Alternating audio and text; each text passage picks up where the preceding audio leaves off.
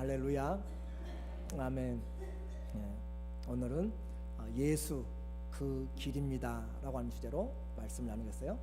오늘 말씀의 제목이 예수 바로 그 길입니다 라고 하는 주제입니다. 요즘은 불확실성의 시대라고 하는 것으로 이 시대를 정의합니다. 하나도 확실한 것이 없다라고 하는 그런 말이죠. 이제는 결혼도 잘 안 하는 세대가 되었어요. 요즘 사회마다 각각 인구 절벽이라고 하는 그런 단어를 써갑니다.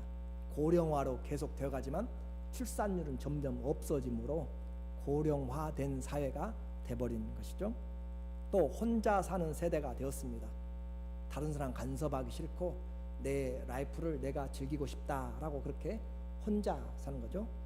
그리고 또 한국에도 40대부터 70대까지 이혼율이 급증하고 있습니다. 그 내용은 괴롭게 둘이 사는 것보다 혼자 외로운 것이 낫다라고 하는 것이에요. 그러므로 그렇게 세대가 흘러갑니다. 무엇을 하든지 편안하고 내가 행복하고 잘 먹고 건강하면 된다라고 생각하죠. 혹시 여러분도 그렇게 생각하지 않습니까? 전통적인 가치관, 전통적인 인생관, 그런 것들은 완전히 바뀌었습니다. 이런 시대를 1960년 이후로부터 우리에게 부르고 있는데 포스트 모더니즘이라고 그렇게 이야기해요. 그래서 후기 근대주의라고 하는 그런 단어를 씁니다. 그 말은 절대적인 진리를 인정하지 않습니다. 절대적인 가치를 인정하지 않습니다. 그냥 다양하고 상대성을 인정하는 것, 그래요. 다양하고 상대성을 인정하는 것은 좋은데 절대적인 진리를 부인한다라고 하는 것이고, 모든 것을 해체시킵니다. 모든 것을 분석하고 해체시키려고 하는 것이죠. 그래서 참과 거짓에는 관심이 없어요. 근대주의는 적어도 예수님이 길이다, 진리다, 예수님만 구세주다라고 이야기하면 거기에 대해서 참인지 거짓인지 따지고 논리적으로 이해하고 또 아니면 안 믿고 하는 그런, 적어도 거기에 대해서 사실인지 아닌지에 대해서 확인을 하려고 하는 작업들이 있었는데, 지금 이 시대는 예수님이 진리다라고 그렇게 이야기하면 그거 자체는 신경을 안 써요. 그리고 그 자체는 신경 안 쓰고 그렇게 말하고 있는 그것을 싫어하는 거예요. 그러니까 그 자체의 권위 자체를, 그게 진리여도 상관이 없고 거짓이도 상관이 없는데 왜 그런 독선을 하느냐라고 하는 것이에요. 그렇게 해서 그런 의미 자체를 배경에 두지 않습니다. 그러니까 동성애도 좋습니다. 마리화나도 좋습니다. 그냥 내가 원하고 편하고 하면 다 이제 소수 인권이라고 해서 다 모든 것이 받아들이게 되는 그런 사회가 되었습니다. 이런 것을 받아들이지 못하면 시대에 뒤떨어진 사람, 많이 배우지 못한 사람, 융통성이 없는 사람이라고 그렇게 못을 박아요. 정치인들도 앞다투어서 동성애를 해야 한다고 그렇게 이야기하는 거죠. 서울의 박모 시장도 서울을 세계에서 가장 우선적인 동성애 도시로 만들겠다고 선포하고 한 거잖아요.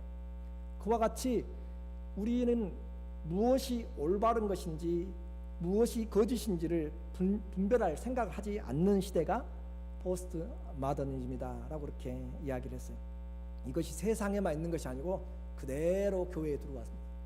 그대로 세상에서 교회로 그대로 물밀듯이 들어왔어요. 마치 쓰나미가 온 것처럼. 그래서 기독교의 신만 신이냐, 성경만 옳으냐 라고 그렇게 세상은 공격을 하게 되는 것이죠. 불경도 있고 이슬람의 코란도 있고 힌두교의 베다도 있고 다 좋은 책이고, 그래서 개인화되고 편리화된 그런 시대가 된 것이고, 성도들이 그대로 교회에서 예배드리는 모습도 그대로 이제 우리 가운데 들어와 버렸습니다. 무슨 성경의 진리를 설명하는 것에 대해서는 관심이 없어요. 내 상황과 어떻게 맞는가, 그것에만 관심이 있어요. 왜 목사님이 저 말을 하지, 그 의도에 관심이 있습니다. 하나님의 말씀이 과연 그러한가 하여서 찾았던 사도행전 17장 11절에 베레아인들처럼 신실하에서 하나님의 말씀이 과연 그러한가, 이것이 진리라면 따라야 되잖아요. 그렇죠? 모두가 가짜라고 해도 그것이 진리면 따라야 되는 것이에요. 그런데 그런 것에는 상관이 없고, 왜 지금 저 말 하지? 이유가 뭐지? 저걸 해서 얻는 이익이 뭐지? 나에게 무슨 이익이 있지라고 그런 의도를 계산하게 되고 분석을 하게 되고, 그래서 말 하나하나를 이제는 해체를 시킵니다. 그렇게 돼서 하나님의 말씀의 권위가 없어지게 되는 것이에요. 하나님 말씀이 진리고 아니고는 더 이상 신경 안 쓴다는 그런 시대가 되어버린 것이죠. 상황이 중심입니다. 개인 신앙으로 예배와 질서에 대해서도 성경적인 원리와 진리 중심이 아니고 상황 중심으로 변질되는 거죠. 특별히 이 지역에 보면은 많은 교회들 가운데서 잘못된 이단들도 많이 들어와 있어요. 그런데 방황하는 사람들도 또한 많이 있습니다. 그런데 교회를 다니다가 옮길 수는 있어요. 그렇죠? 옮기는 건 좋은데 진리를 선포하는 교회로 가는 것은 합당합니다. 그러나 이단들의 교회에도 전혀 상관이 없이 들어가고 나가고 또 거치고 그냥 자연스럽게 왔다 갔다 하는 그런 사람들이 많이 있는 것들을 보게 됩니다. 그것은 진리가 그 안에 있지 않음을 이야기하는 거죠. 그래서 내가 어떤 교회인지는 중요하지 않아요. 내가 편하고요, 나를 나타낼 수 있고 내 목소리가 반영되고 내 뜻이 관철되면 그것으로 좋습니다. 그래서 어떤 교회냐 상관하지 않아요. 그리고 전혀 잘못된 것도 모릅니다. 복음을 찾아가는 것이 아니라 종교적 환경을 찾아가요. 내가 편한 종교적 환경을 찾아갑니다. 그래서 신론이 무너졌습니다. 하나님이 창조하셨다는 신론이 무너졌고, 인간이 죄인이라고 하는 그 인간론과 죄론도 다 무너져 내렸습니다. 기독론도 다 무너졌어요. 예수 그리스도만이 오직 주와 그리스도가 된다는 기독론도 이제는 교회에서 말씀을 많이 전하지 않습니다. 구원론도 우리에게 모든 길은 다 정상까지 많은 길들이 있는 것이 아니냐, 결국 가다 보면 산꼭대기 정상에서 만나지 않냐, 신은 하나다, 다 인정해라 라고 하는 그런 구원론도 무너졌습니다. 교회로는 말할 것이 없죠. 누구나 집에다가 또 아니면은 대강 기도하다가 성령의 은혜가 아니고 많은 부분이 기도하다가 사단의 음성을 듣게 됩니다. 그렇게 해서 들으려고 하다 보면 헛것이 들려요. 성경은 우리에게 주어진 하나님의 계시를 가장 중요하게 여겼습니다. 계시를 정확하게 보지 아니하면 듣고 보는 곳으로 가게 돼요. 그것은 사단이 가장 유혹하는 것입니다. 그리고 성경이 있어도요, 제가 너무너무 많은 사람들이 마음 아프게 경험하는 것이, 성경이 있어도 듣고 보는 것으로 확인되지 않으면 안 하려고 해요. 왜냐하면 그것이 한번 마음에 들어오면은 기적이 아니면, 더 큰 기적이 아니면 이제 믿어지지 않습니다. 그래서 성경에 분명하고 정확하게 기록되어 있어도 내가 보지 않고 내 귀 안 들리니까 움직이질 않아요. 그런 부분으로 되어가는 것이 이 시대의 그런 모습이, 그것은 바로 사단에게 거의 다 넘어가고 있는 그런 상황이죠. 그 계시는 풍성한 것 같아도 계시가 너무너무 빈약합니다. 좁아져요. 성경은 우리에게 풍성하고 내게 오는 자 생명을 얻고 더 풍성히 얻게 하려고 주님이 준비하셨는데, 이 계시된 진리의 말씀을 떠나서 내 귀에 들려진 대로, 내 눈에 본 대로 환상과 환청을 통하여서 계시가 좁아지고 있어요. 사도 요한은 요한계시록 22장 17절 이하에서도 내 여기에 기록한 것도 외에 다른 것을 구하고 찾고 가감하면 생명의 그 나라에서 너희가 생명나무를 빼앗겨버리고 하나님의 나라에 들어가지 못한다고까지 경고하고 있는데, 이 시대는 뉴에이지의 그런 영향을 받아가지고 신과의 접촉을 시도하는 것은 좋습니다.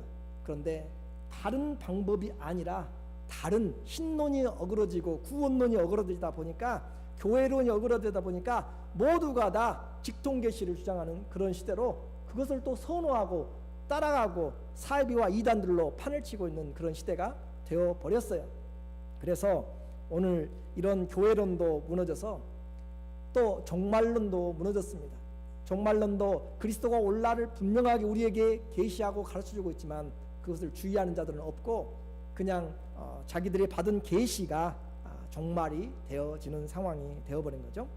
왜 오늘 이런 말씀을 전하는가 하면 예수 그분이 바로 길인데 그 길을 붙잡지 못하고 아직도 방황하는 수많은 종교 생활하는 사람들이 많이 있고 또 예수님을 믿는다고 해도 그곳의 진리를 능력을 그 변화를 경험하지 못하고 그림자처럼 따라다니는 사람들이 있기 때문에 오늘 정말 기도하는 마음으로 저와 여러분이 말씀을 좀 들었으면 좋겠습니다.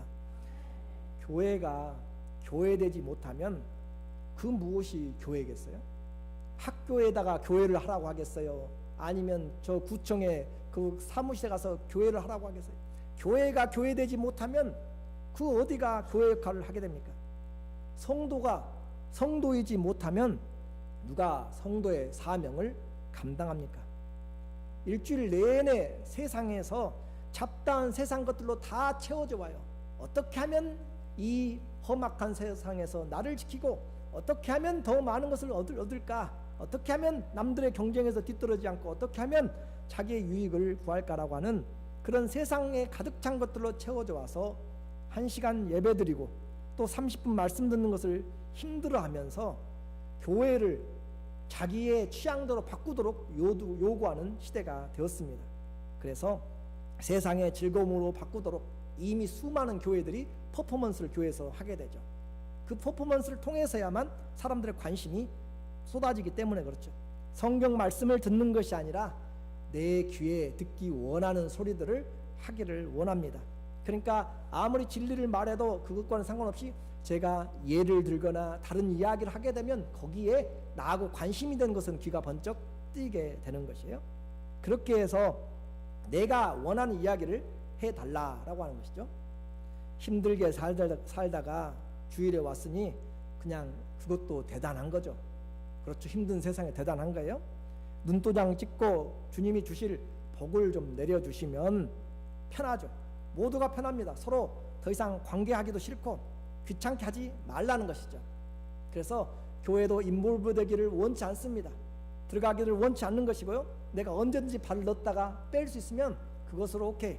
언제든지 이쪽으로 옮길 수 있으면 되고 마음에 안 들면 교회 나갑니다. 그것이 헌신은 언감생심이죠. 그런 시대가 바로 이 포스트 모더니즘이 교회에 온 세상입니다. 이런 추세 때문에 교회도 변하고 있고 설교도 변하고 있습니다. 사람 중심으로 가고 있어요.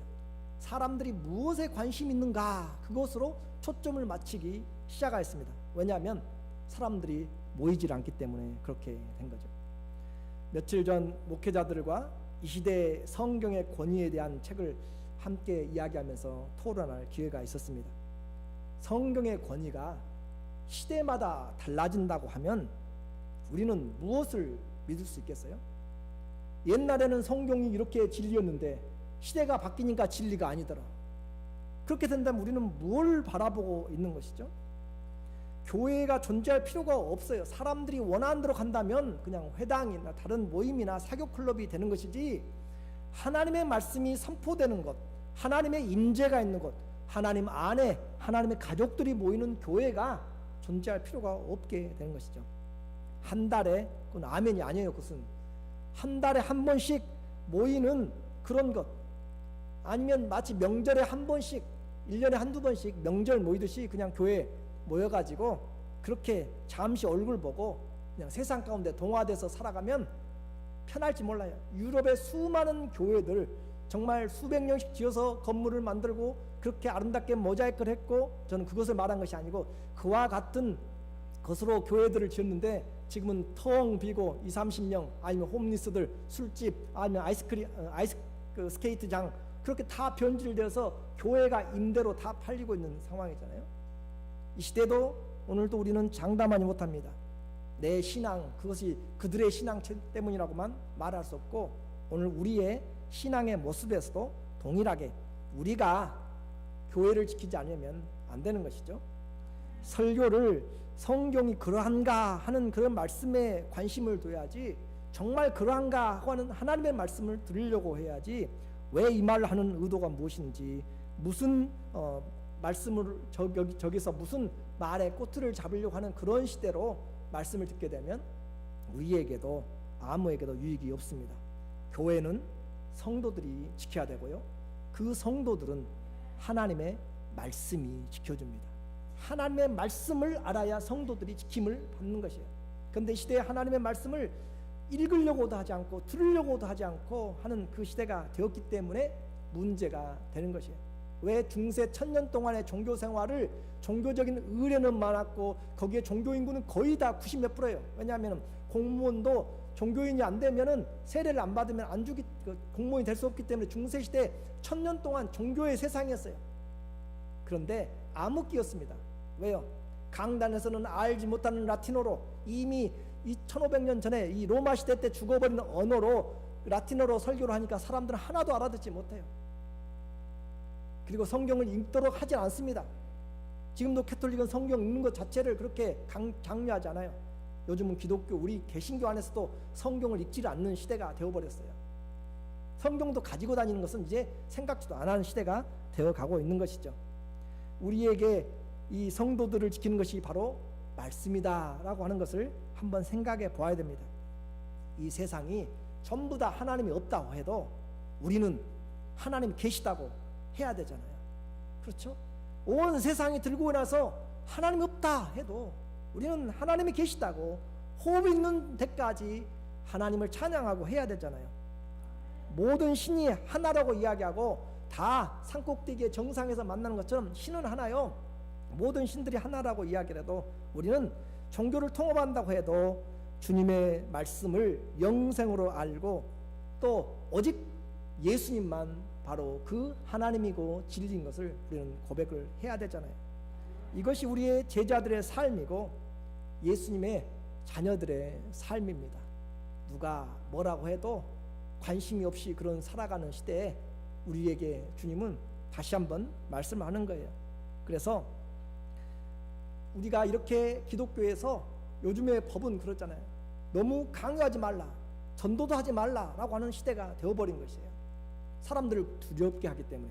예수님을 믿지 않으면 지옥 간다. 왜 공포를 선포하느냐, 불안을 조성하느냐, 사회 분위기를 해친다라고 하는 것이고, 성경의 수많은 전쟁과 또 그런 번제들, 그런 비윤리적인 그런 내용들을 통해서 성경이 어린아이들에게, 청소년들에게 합당하지 않다, 읽지 못하도록 만들어라 라고 그렇게 되어버린 시대가 이미 되기 때문에, 그러면 우리가 그렇게 그와 같이 독선적이고 우리만 그렇게 이야기하는가?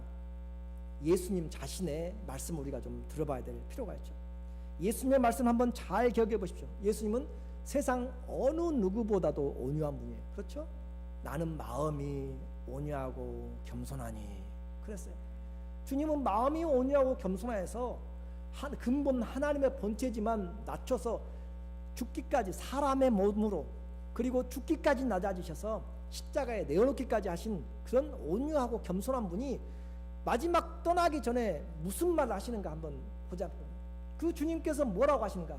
너희는 가서 모든 족속에게 가서 힌두교의 제자를 만들고, 불교의 제자를 만들고, 이슬람의 제자를 만들고, 또 이방인의 제자들을 만들라라고, 조로아스터의 제자를 만들라라고 주님이 결코 하지 않았어요.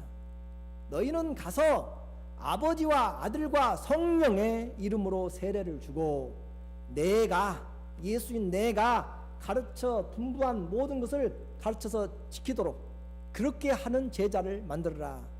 마태복음 28장 19절입니다. 그러므로 너희는 가서 모든 족속으로 제자를 삼아 아버지와 아들과 성령의 이름으로 세례를 주고 내가 너희에게 분부한 모든 것을 가르쳐 지키게 하라.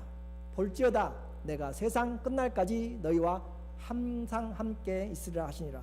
다시 말하면 예수님은 부처의 제자를 만든지, 소크라테스의 제자를 만든지, 플라톤의 제자를 만든지, 공자의 제자, 그렇게 만들라고 하지 않았어요. 너희는 가서 내 제자를 만들어라 라고 했어요. 예수님의 제자를 만들라고 한 이 사실을 가지고 어떻게 다른 종교와 같이 기독교가 갈 수가 있는가라고 하는 것이죠. 예수님만 그렇게 말씀했는가요? 하나님도 또한 말씀하시죠. 예수님이 변화산에서 희게 변화됐습니다. 베드로와 야고보와 요한이 함께 올라가서 보니까 모세도 보이고 엘리야, 정말 기라성 같은 그런 선지자 능력의 종들이 나타나지만 하나님이 분명히 말씀하시죠.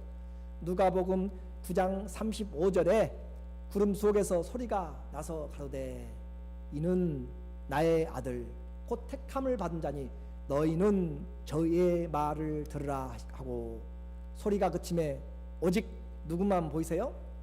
예수만 보이더라. 오직 예수의 말씀만 듣도록 하나님이 말씀하셨어요. 그러니까 잡다한 많은 종교들이 있고 신들이 있고 그런 세계들이 있고 철학이 있다 할지라도 성경은 우리에게 그것에 마음을 두지 말라라고 이야기하고 오직 하나님 한 분이다 라고 이야기하고 그 하나님이 바로 예수님이다 라고 이야기를 하고 계십니다. 오늘 본문이 바로 그 내용을 이야기해요. 주님은 이제 십자가를 눈앞에 두고 계십니다. 몇 시간 뒤면은 십자가에서 자기 자신의 생명을 내어놓을 때예요. 제자들을 떠나갈 때가 되었기 때문에 걱정하고 염려하는 제자들에게 너희는 마음에 근심하지 말라. 하나님을 믿으니 또 나를 믿으라. 14장 1절의 이야기예요. 하나님을 믿으니 또 나를 믿으라. 하나님을 믿는 자는 나를 믿어야 된다 그 말이고 하나님이 곧 나다 그 말인데 하나님을 믿는 자 곧 나를 믿게 된다라고 하는 것이에요. 그래서 이 14장부터 17장까지 다락방에서의 강화인데 예수님을 떠나기 전에 잘 알라라고 그렇게 이야기합니다.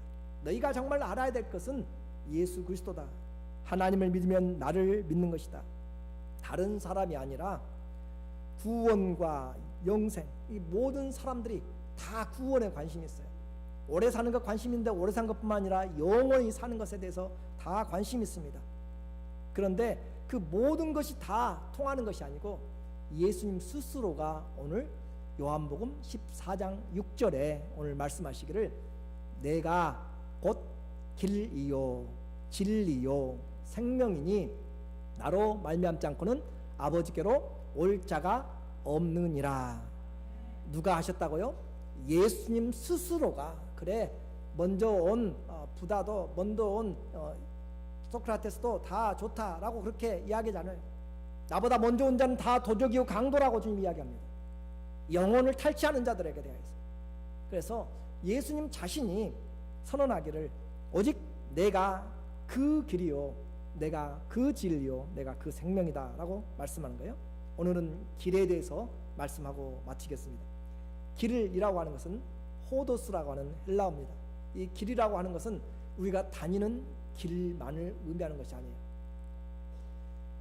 그 문제를 해결하려고 하면 이 길밖에 없어 할 때는 수단입니다. 방법입니다. 그리고 또 이 길이라고 하는 것은 우리의 생활을 이야기합니다. 그 사람은 군인의 길을 갔어. 그 사람은 학자의 길을 갔어. 할 때는 그의 인생을 이야기합니다.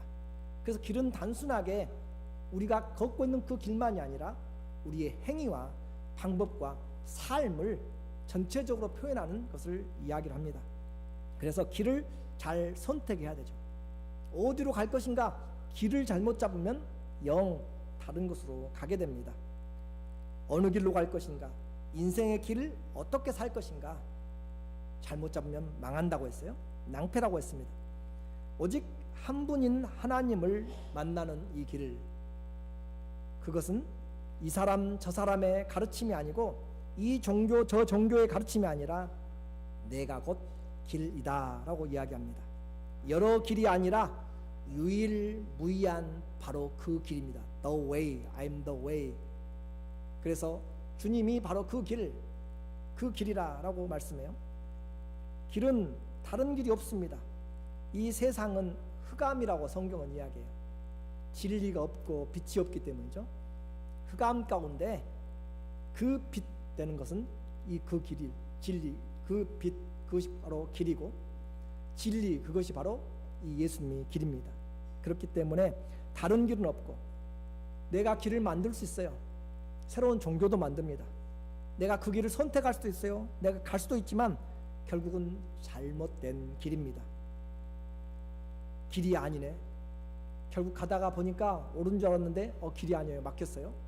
돌아가야 됩니다. 사람이 볼 때는 그렇게 맞은 것 같아요.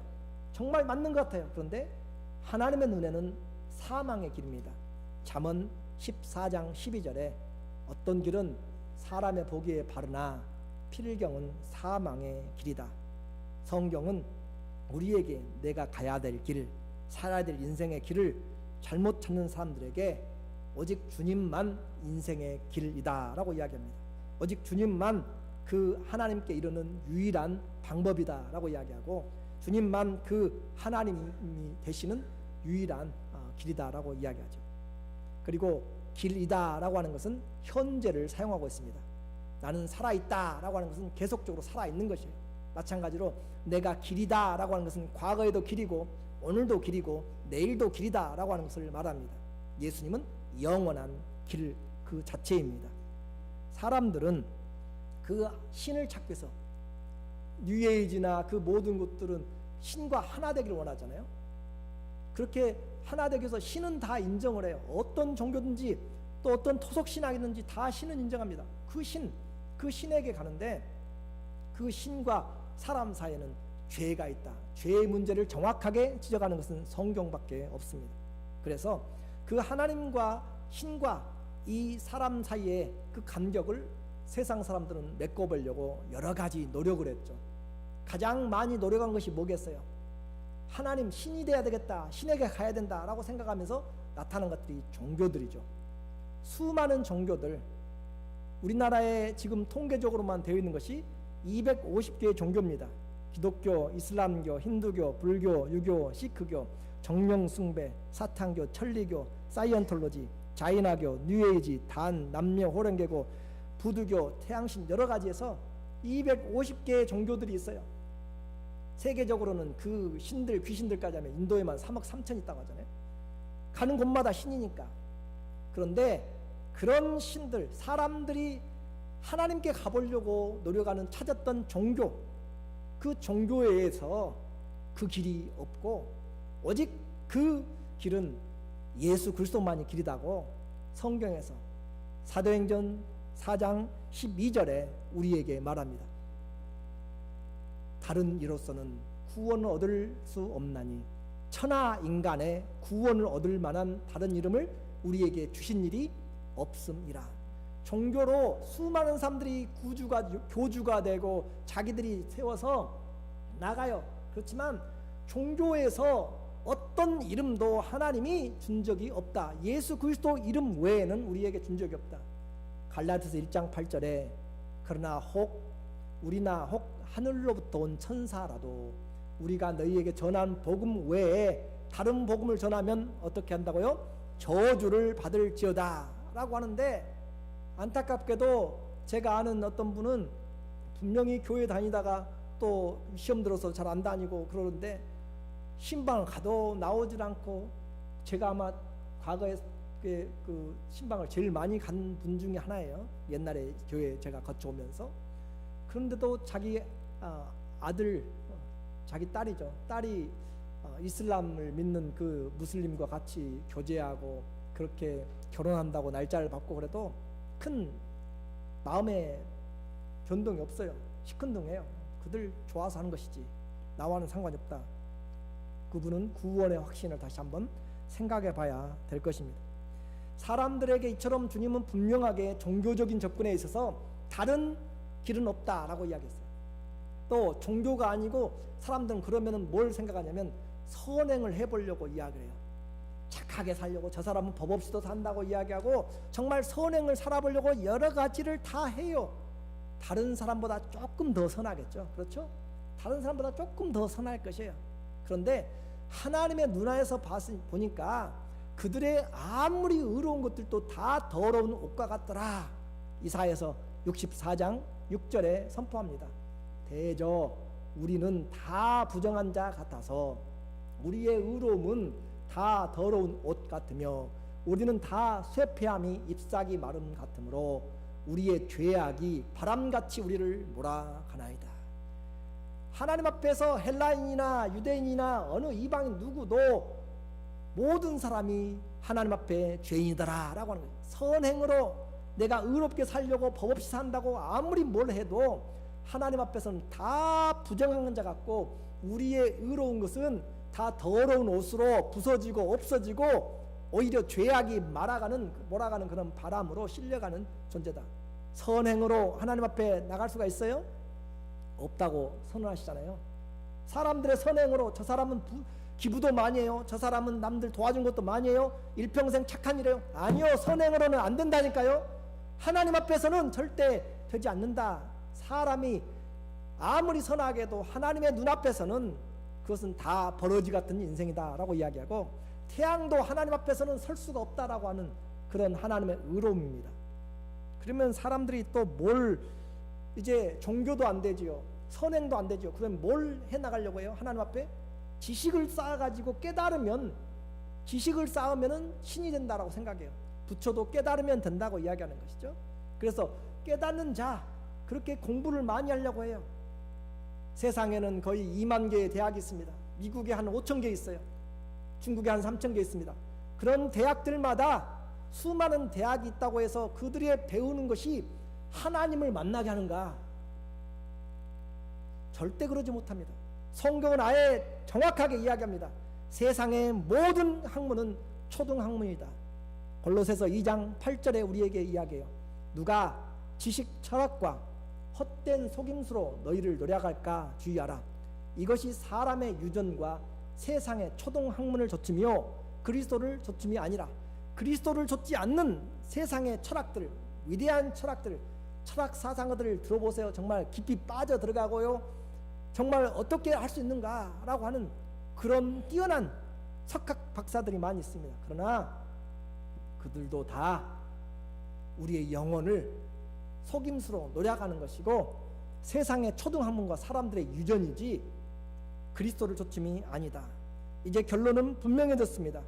우리에게 구원을 하나님 앞에 나갈 수 있는 그 신이라고 하는, 사람들이 말하는 이 길도 하나님 앞에 가고, 불교도 믿으면 가고, 또 다른 종교도 믿으면 다 가고 만나는 것 같지만 절대 그렇지 않고, 사람들이 찾는 종교와 사람들이 행하는 선행과 사람들이 지식으로 과학으로 무엇을 한다고 해도 하나님께 이르는 길은 없고 오직 예수 그리스도만이 그 길임을 믿으시기 바랍니다. 그 길입니다. 그러면 이제 그것을 알았으면 내가 걷는 그 길은 무엇입니까? 내가 그 길을 알았다면 그 길과 나와 무슨 상관이 있습니까? 가룟 유다는 배반의 길로 들어섰습니다. 제자들은 십자가를 앞두고 예수님이 잡힐 때 각자 살 길을 도모하면서 다 도망갔습니다. 주님은 하나님께 이른 유일한 길입니다. 우리가 가야 될 좁은 길이지만 그 길이 생명의 길입니다. 좁고 협착하여 사람 찾는 사람들이 적지만 그러나 그 길이 생명의 길입니다. 주님이 길이면, 주님이 방법이면, 주님이 삶의 양식이면 우린 주님과 함께 걸어가야 됩니다. 주님을 따라가야 됩니다. 주님이 어디로 가든지 동행해야만 됩니다. 그분이 길이고 삶이기 때문입니다. 다른 길을 사는 사람들을 만날 수 있고 교제할 수 있습니다. 그러나 우리의 길을 그들과 섞을 수 없습니다. 우리의 진리를 그들과 함께 동화시켜서 또 타협할 수가 없습니다. 예수 외에 다른 길을 믿는 자는 이미 그 길을 놓친 것입니다. 구원을 알지 못한 것입니다. 그럴듯하게 보이고 멋있게 보이는 것 같고 또 새로운 것 같아요. 그러나 그것은 아무것도 아닙니다. 오직 한 길입니다. 우리가 오직 그 길, 하나인 길을 알았다면 우리에게는 두 가지의 행동이 따릅니다. 그 길을 취할 것인지 버릴 것인지. 취한다면 이제 길이 복잡하지 않습니다. 인생의 길이 여러 갈래 길이 아니라 우리는 오직 한 길을 보았습니다. 한 길만 있다면 우리는 이제 헷갈리지 않고 인생을 살아갈 수 있습니다. 다른 곳에 가서 진리를 찾고 다른 곳에 가서 뭘 얻으려고 다른 곳에서 뭔가 장래를 준비하려고 할 필요가 없이 오직 한 길을 안다면 헷갈리지 않고 이제 길을 분명하게 알기 때문에 힘있게 달려갈 수 있습니다. 왜냐하면 진리를 알았기 때문에, 이 길밖에 없기 때문에 거기에 온 정열을 다 쏟아서 갈 수가 있습니다. 가고 있습니까? 그 길을 보았다면 얼마나 가고 있습니까? 오직 한 길이기 때문에 뒤돌아보거나 후회할 필요가 없습니다. 끝까지 갈 수 있습니다. 그 길이 하나인 것을 분명히 보았기 때문에 다른 선택할 필요가 없고 오직 앞을 향하여서 그 길을 가게 됩니다. 그 길이 오직 한 길이기 때문에 나만이 아니라 자신 있게 내 자손들에게도 이 길이 진리의 길이다고, 이 길이 생명의 길이다고, 이 길이 영생의 길이고, 이 길만이 참된 길이라고 우리는 분명하게 남겨줄 수가 있습니다. 이 길이 예수 그리스도가 한 길이기 때문에 우리는 잃어버려서는 안 되는 길입니다. 오늘 독선 좋은 단어는 아닙니다. 자기 생각과 행동만 옳다고 여기고 주장하는 심리 상태와 태도가 바로 독선이죠. 이것은 옳지 않습니다. 융통성과 관용이 필요하죠. 그러나 진리에 대하여서는 독선이 필요합니다. 진리인 성경은 다른 길이 없다라고 배타적으로 독선적으로 분명하게 이야기를 합니다. 나 외에는 다른 신이 없다고 하나님은 분명하게 모습을 받고 있습니다. 하늘에 수많은 별들이 있지만 이 땅에 생명의 에너지를 공급해 준 것은 태양입니다. 이 땅에 많은 어머니들이 있어도 나를 낳아준 어머니는 하나이죠. 내가 아버지로서 좋고 잘못되고 어떤 상황이 있더라도 자녀들은 아버지는 분명히 하나인 것입니다. 우리는 이 땅에서 분명히 진리에 대해서는 분명하게 독선적으로 주장해야 될 필요가 있습니다. 이 길이 무너지면 우리는 아무것도 얻을 수가 없기 때문이죠. 오직 유일한 길, 오직 한 길. 그래서 우리가 신앙하는 모든 것은 하나로 묶어져 있습니다. 에베소서 4장 4절에 몸이 몇 개예요? 몸이 하나입니다. 성령이 몇 분이세요? 한 분이세요. 이와 같이 우리의 소망도 몇 개예요? 한 소망의 부르심입니다. 주님이 몇 분이세요? 한 주님이십니다. 믿음이 몇 개예요? 오직 하나입니다. 세례도 오직 하나입니다. 하나님도 오직 한 분입니다. 오직 그 길을 예수님이 한 분이라면 우리의 삶을 그분을 향하여서 뒤로 돌아서거나 다른 데로 방황하거나 할 시간이 없습니다. 그분을 향하여 내가 곧 그 길이다. 나로 말미암지 않고는 아버지께로 갈 자가 없다면 오늘 그 길을 분명하게 붙잡고 일평생 그 길에서 후회하지 않는 하나님 나라를 이루어나가는 우리 모두가 되기를 예수님의 이름으로 축원합니다. 아멘. 기도하겠습니다.